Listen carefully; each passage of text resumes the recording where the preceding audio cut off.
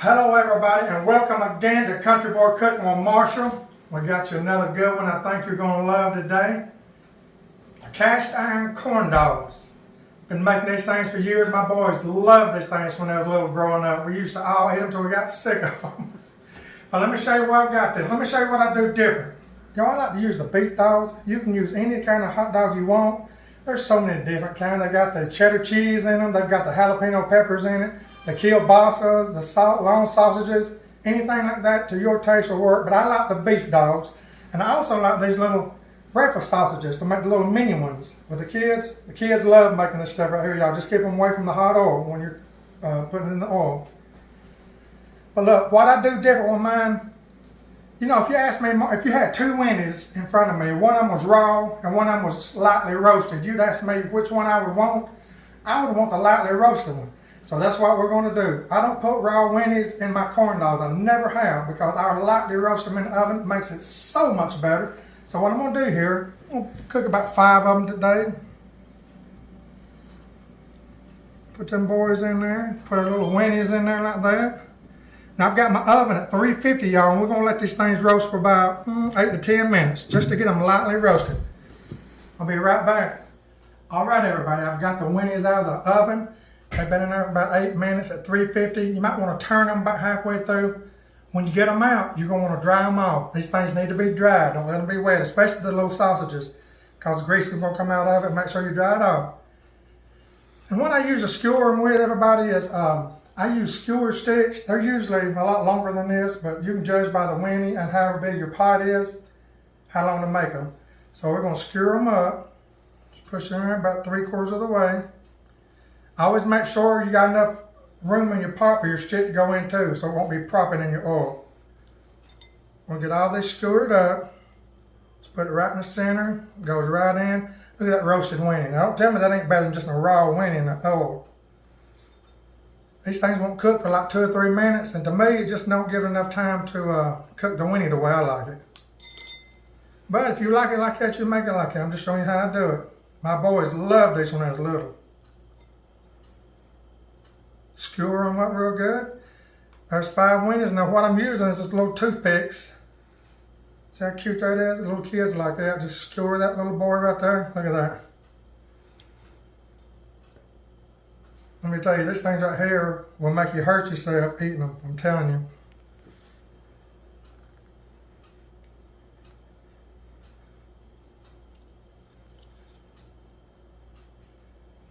Oh, just like that. See that? That's ready. Now I'm going to show you how to do the dough. But look, before I do that, check this out, y'all. Park Designs, I want to thank y'all for sending this to Mama. I'm wearing it today on her behalf. But look at this, y'all, how cute. Little thing of Mama Joyce there. That's that cute. Look at this. Little pot holder with her name and face and everything on it. That's the cutest thing. Park Designs, we appreciate it very much. Okay, let me show you how to put this dough together. Okay, everybody, right here what I've got. I've already got, for time's sake, because this thing is really easy to make and I ain't wanting to drag this video out. I've got 1 cup of yellow cornmeal mix right here, self-rising. And I've got 1 cup of all-purpose flour, just regular flour in there. I whisk it together. You put that cornmeal and that flour in there together and use a whisker and whisk it. It'll get all that stuff broke up real good. Just using a whisk. Whisk them all together. The cornbread mix and the flour. Okay, next I'm going to mix all my dry ingredients first. Next I got is 2 teaspoons of baking powder. Not baking soda, baking powder. That's going in. I've got 2 tablespoons of white sugar, just regular granulated sugar. That's going in. All right, let me mix that up now. Just get it all together in there real good. All right, now let's mix our wet ingredients. I got 1 egg, that's going in. I got 2 tablespoons of vegetable oil. I'm using this today. Canola oil, use the brand you like. I usually use peanut oil, but use it for my frying though. I've got 1 1/3 cup of buttermilk. Now you can use regular milk, but I like buttermilk. It makes it taste like, how many know what I'm talking about when I say Collinsville, Alabama, that big flea market up there? If you've been there, you know what I'm talking about when I say those corn dogs are delicious up there. And it's like a state fair corn dog too. All right, that 1/3 cup of buttermilk's going in. And right here's one of the little things I love doing too. About 2 teaspoons of just raw honey. No more than that. Let's put about 2 teaspoons in there. That'll do it. And this is optional, but I'm going to go ahead and put about 1/2 teaspoon of salt in it to make sure all those flavors are coming together good. And whisk it all together. Get in there and get it together. Y'all, these things are so good, I'm telling you. The only thing I ask is you don't eat so many of them, it makes you sick, because I have done it before. Just whoop it up real good. Trying to get rid of any kind of lump I'm looking at. You don't need no electric mixer. This right here does a good whisk to do it. It looks like pancake batter.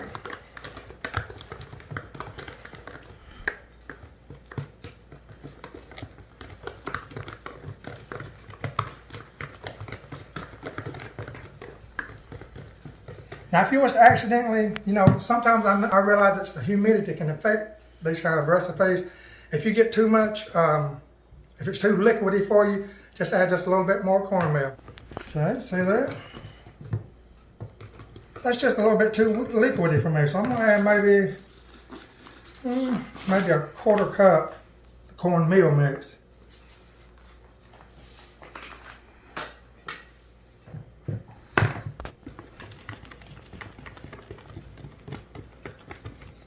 Ah, that's more like it. It's almost like it's tacky. You want it to be a little bit tacky.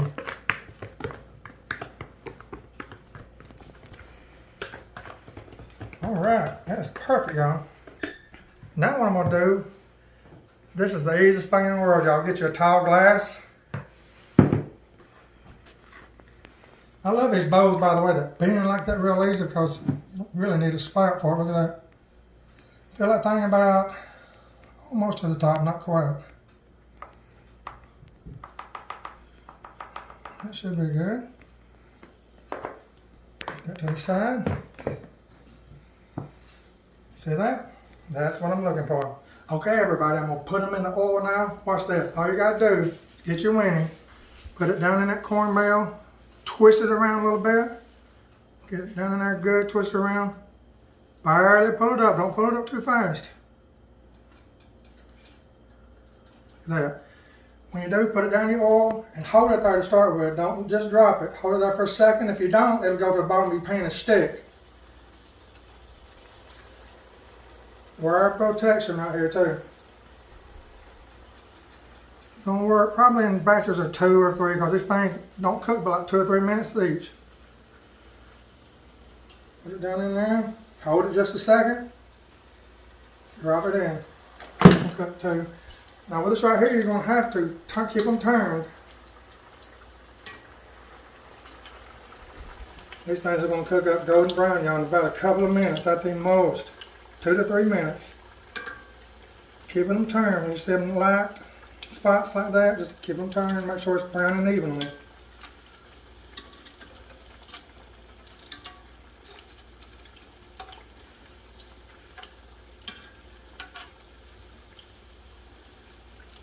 Keep them turned.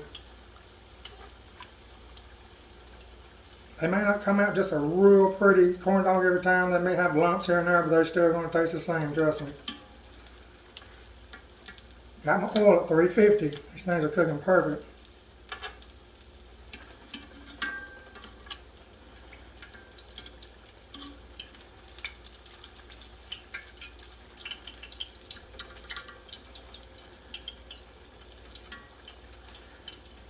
Okay, it's ready to come off. Put them over on a drying rack.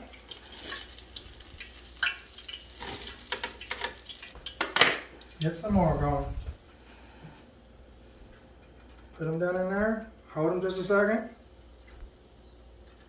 and drop them.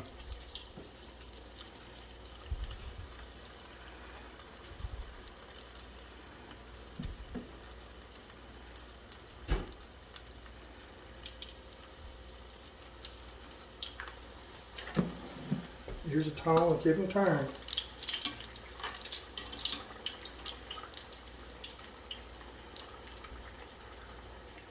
You always think they're so good and they're so easy to make.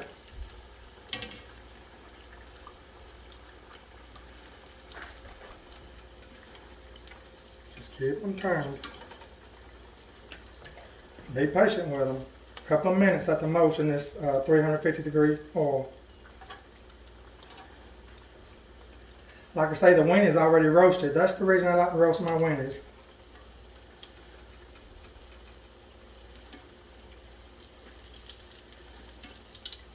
Look at that, how pretty. So easy to make. If you're making it with your kids, you might want to let them stand off and watch this part.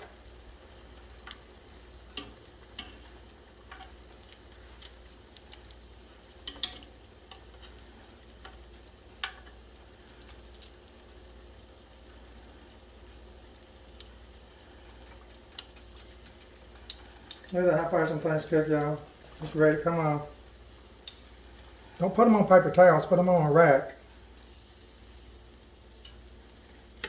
Look at that, how pretty. Gotta put a little bit more dough in my cup because it run out.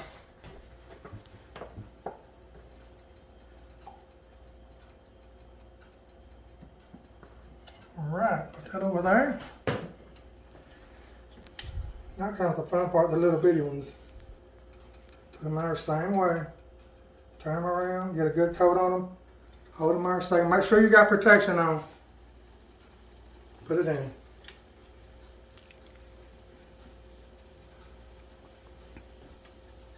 See that, pretty?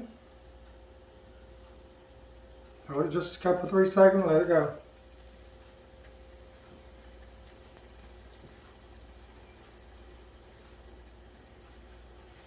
Let it go. Keep these things turned. Because they naturally want to float on one side. And y'all, I'll be honest with you, it's a lot easier to make these things in a deep fryer. But when I made that chicken, I had a lot of comments from folks that didn't have no deep fryer. So this one's for y'all. You don't have to have no deep fryer with chicken neither. You can do it just as easy in a big old cast iron pan. This is a 12-inch cast iron pan, by the way. I got about 1 inch of canola oil in it. I used to fry with peanut oil. That's what I got in my deep fryer at home.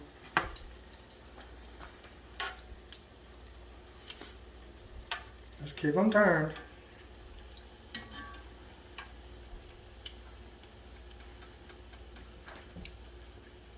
By the way, when you ain't got a deep fryer to regulate your heat, when you get this stuff up to 350 degrees, I used my candy thermometer.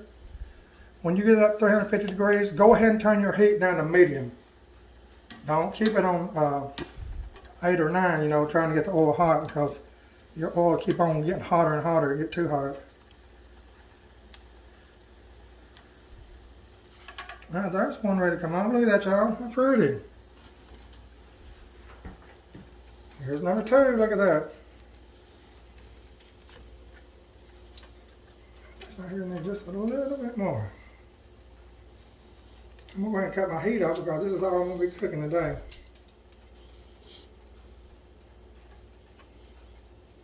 Number 3. And last but not least, this one. The last one. Y'all, like I say, this right here is a fun family thing. Just don't let your kids or your grandkids get near the grease. Let them stand off while you're cooking it. But let them help you put it together. Everything else they will love it. And remember, my boys to this day know how to make this recipe because we made it so much when they was little. I want to thank y'all for tuning in again today. It's been fun. We love y'all. Thanking y'all for all the sharing y'all doing. That's the only way that, you know, everybody can see us and know what we're doing here. We sure appreciate that. Thank you for the prayers. Mama's in there right now resting up. I can tell you, no taste test has to be done on these because they're that good. Until we see you again on Country Boy Cooking on Marshall, we thank every one of y'all for watching. God bless all. Jesus is Lord.